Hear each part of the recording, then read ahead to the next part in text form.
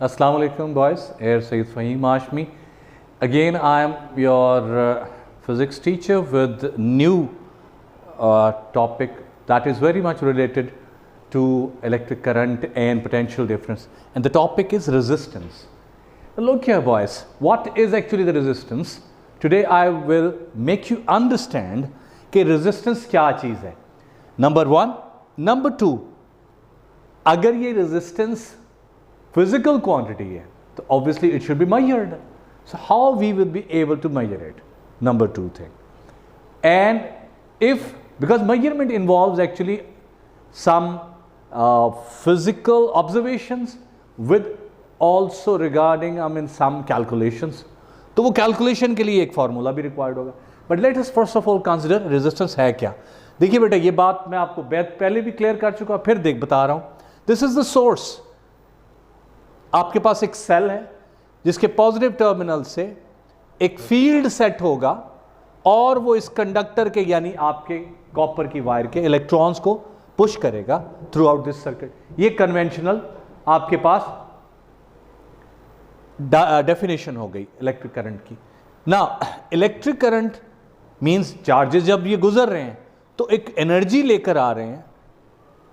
कितने चार्जेस हैं तो हमने इसको Q ओवर T करके नहीं कितने टाइम में गुजरे वो मेजरमेंट दे रहा है एमीटर. आपको एमीटर उसे रजिस्टर कर रहा है.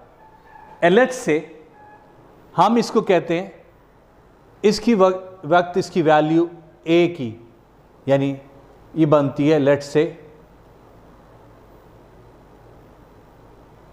2 ampere. I is equal to 2 ampere. अब 2 एम्पियर का लेट्स से करंट आ रहा है तो रेजिस्टेंस है क्या. हम भी मूव करते हैं पुर्जे जब भी चलते हैं मशीन के तो फ्रिक्शन तो होती है, तो some energy is lost actually to overcome the friction. बिल्कुल इसी तरह से when charges will move through this circuit close circuit में तो चार्जेस की अपनी एनर्जी कुछ ना कुछ लूज होगी. अब उसकी कितनी एनर्जी लॉस है चार्जेस में, सो उसको हम डिस्कस करते हैं यहां पर. उसी का नाम रेजिस्टेंस है. हम ये कहते हैं the volts carried by the charge per unit charge. Volts per unit ampere, actually इसका नाम रेजिस्टेंस है.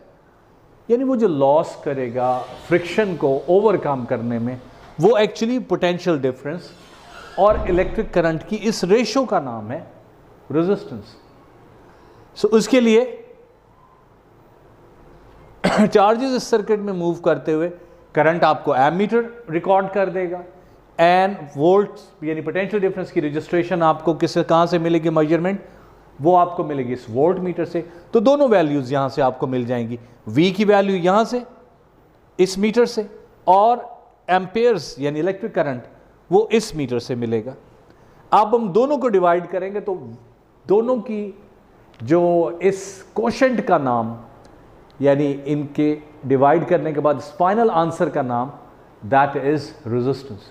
मिसाल इसको समझने के लिए मजीद, what does it mean by 500 ohm.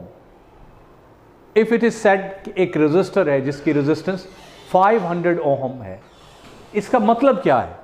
तो लुक हियर बेटे, 500 ओहम एक्चुअली मींस पोटेंशियल का ड्रॉप 500 वोल्ट का है पर यूनिट चार्ज.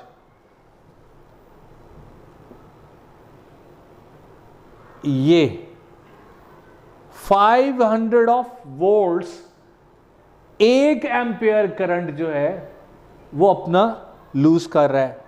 तो इसका मतलब है इस रेजिस्टेंस का नाम 500 ओहम होगा. सो इट मींस ये जो क्वेश्चन है आपको एक्चुअली बता देगा कि when ever potential difference has got its division by your electric current तो आपके पास जो ऑब्टेन्ड कोशेंट आएगा यानी डिवाइड होने के बाद आंसर वो एक्चुअली रेजिस्टेंस के बारे में आप बात कर रहे हो. So this is boys resistance and how to measure it and how to calculate it then. So thank you very much, boys. Take care. Allah Hafiz till the next lecture.